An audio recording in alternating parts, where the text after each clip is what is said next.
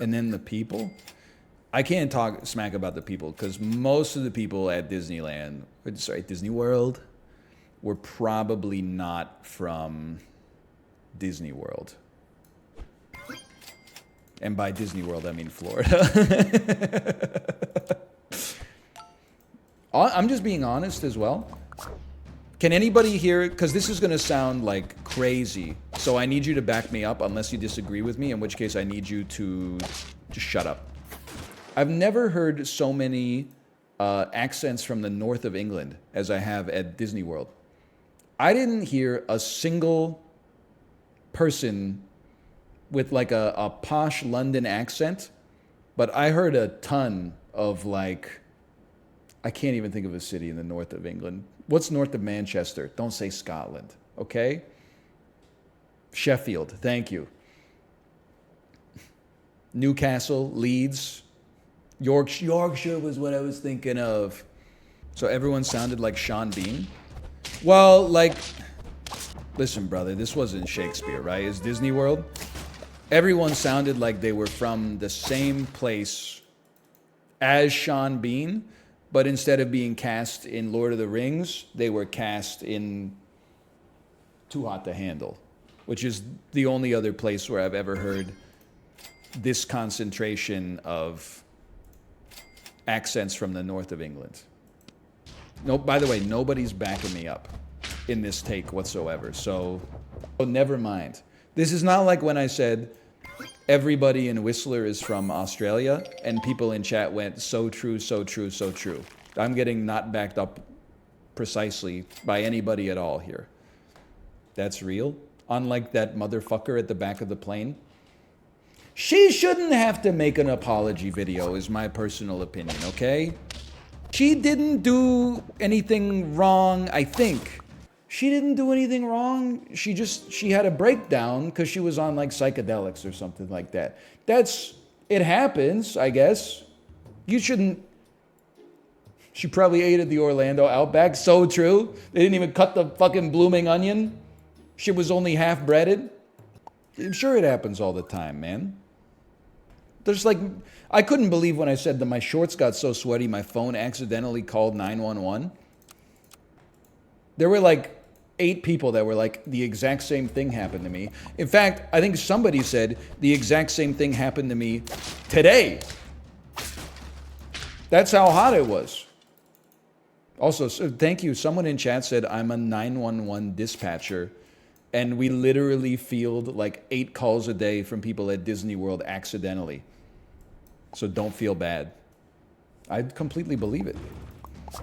I was also stunned at Disney World that there were not because of the thrill rides, but just because of the temperature. I was stunned that there weren't people like dropping dead. I'm not saying I was rooting for it. I was just like it's 36 degrees. It feels like 45. It's 99% humidity, and a water is $3.75. And there's no shade unless you want to go on the Little Mermaid ride for the 12th time. It's crazy that people were not dying. I didn't even see anybody pass out. I definitely did see some people that were like near passing out. But I know how this sounds. I mean this in a complimentary fashion. I do think it's a testament to the American spirit. And I know maybe it's funnier that it's at Disney World instead of like, at a place that's real. I don't know, like toiling in like a volcano or a mine or something like that. But I was proud of America when I was there. They booked the vacation 11 months ago. They said it's going to be hot. They said, oh, whatever, we'll just deal with it. And then it was the hottest like it's ever fucking been in Orlando. And they said, we're running it. We booked this trip last year. This was our post-COVID trip as a family. We got matching shirts that say we're here for like my dad's 80th birthday. Suck it up. You're going to lose 8 kilos of sweat by the time you make it out. We're staying at the Magic Kingdom for 13 hours. You're riding every single fucking ride while we're here. No offense, Europe. I feel like if that shit went down at Disneyland Paris, if it felt like 45 degrees Celsius, 99% humidity, it would have been record low attendance at the Magic Kingdom. You probably could have gotten on Remy's Parisian Adventure. You could have looped it. Get off, get on, get off, get on. You wouldn't have had any competition. Avatar Flight of Passage ride, 180-minute standby line. The line stretching 17 miles, serpentine behind you. Now, we didn't see that because we had Genie Plus, but that's what I heard. Regardless, they showed out, man. It's a testament to the American fortitude. I can't imagine being a mascot. There definitely has to be like some kind of hierarchy at Disney World, right? Like when it's record hot, the newest motherfucker working there has to be Winnie the Pooh, right? And then like Buzz Lightyear with the air-conditioned helmet and shit, that's like some dude he's the union head or something like that. I was laughing. We ate at a restaurant like it was Winnie the Pooh themed. I know you're gonna laugh, but it's fucking Disney World. What do you expect? But then also, the food at the Winnie the Pooh restaurant was fucking good, man. It was surprising. It was just normal food. It wasn't just like all honey or anything like that. Crystal Palace. That's what I said when I said, you motherfuckers, how do you know so much about Disney? I only learned about this shit because I was there. Anyway, the food was good. But I was laughing because they have the characters come to your table, right? Winnie the Pooh comes to the table. No big deal. It's Winnie the Pooh. He's affable. He's social. He's a little dumb, but that's why we love him. Tigger comes to the table. He's silly. He's bouncing around. He's trying to communicate with like the mascot sign language because they're not allowed to talk, even though they talk in the fucking show. Whatever. I'm not running the place, okay? Piglet comes over, does some belly laughs. The best, though, why they got Eeyore at the Winnie the Pooh restaurant coming around, man? The dude's defining trait is that he's depressed. If you made Eeyore, dude, like he's walking around to every table and then like dancing and like posing for pictures and giving people hugs. If that shit happened on the show, this motherfucker would kill himself. He would be dead. I get that he's like your favorite character, but it's just, there's like a dissonance between the character as they are on the show and the character as they are in the restaurant. This is not in keeping with the character of Eeyore to be paraded around to every single table and walk in the damn honey march every 20 minutes, right? If any, they should have him in like a box or something. You could be like, that's Eeyore, and you'd be like, hey, Eeyore, can we take a photo? He'd be like, sure, I guess. Can't come up to every table and go like, I'm Eeyore. It doesn't make any damn sense. What did you get at the Winnie the Pooh restaurant? Brother, it was a buffet. I got, let me think about this. I'm going to be honest with you. Mine is, like, I was eating good. I wasn't eating a whole lot of junk food.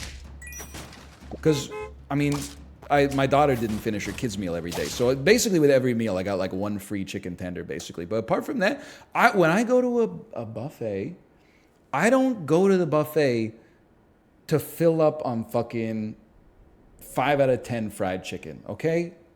If you want to get the max value out of the buffet, that's fine, I understand. I go more for the variety, okay? So what did I get at the Winnie the Pooh restaurant? Here's something you won't hear that. I was probably the first person to do it. I had a red lentil soup to start. Then I had some spiced flatbread, like lavash. Had a couple of cold cuts, just like a little bit of girl dinner, you know, to get started. I had, there was like a Mediterranean style pasta salad I had. I got some soy marinated salmon. How many Coke Zeros? Okay, I do want to say one thing though. Before we get into the Coke Zeros, I did have some vanilla soft serve, and then I took a freshly baked chocolate chip cookie and I crumbled it into the soft serve, and then I ate it. And my niece saw me and she said, that's a good idea. She went and did the same thing. And then I think I got some cool uncle points. Also, I'm definitely going to be a cool uncle because I got recognized at Disney World. So thank you for that. I appreciate that. And recognized on the plane as well. So I think they're like, holy cow, Uncle Ryan's famous. Not really, but if you see 150,000 people, a couple of them might know me. Now, I did have, it's a real tweet, okay? It's a tweet that really happened. I did have 4 Coke Zeros with lunch on Thursday. Let me defend myself briefly. Free refills. we were in the pool all morning. So I was fucking thirsty. And also, I didn't know this at the time, but I had a gestating sunburn, okay, on the top of my head. Now, I don't know about you. When I get a sunburn, one of the first symptoms of the sunburn, like before the red skin, is my body is like, you're thirsty as fuck, bro. So I just kept drinking the Coke Zeros. I didn't even go to the bathroom. I just have I no-sold 4 Coke Zeros. But the waitress, she was kind of pissing me off a little bit, man. Because she was like, after the second Coke Zero, she said, somebody's thirsty. And I was like, yeah, me. It's fucking hot outside. And then she was like, I'll get you another one. And I said, oh, thank you. And then she was like, sir, it's no problem. But she didn't say like, she said it like I was making like this is just a social cue, okay? I can't replicate her tone, but the communication between the lines was, it's an imposition. I shouldn't have to get you 3 Coke Zeros, but I'm going to get you your third Coke Zero. Then I was like, I had 30% of the third Coke Zero left. And she said, do you want another one? And I said, please don't, because if you bring it, I'm just going to drink it.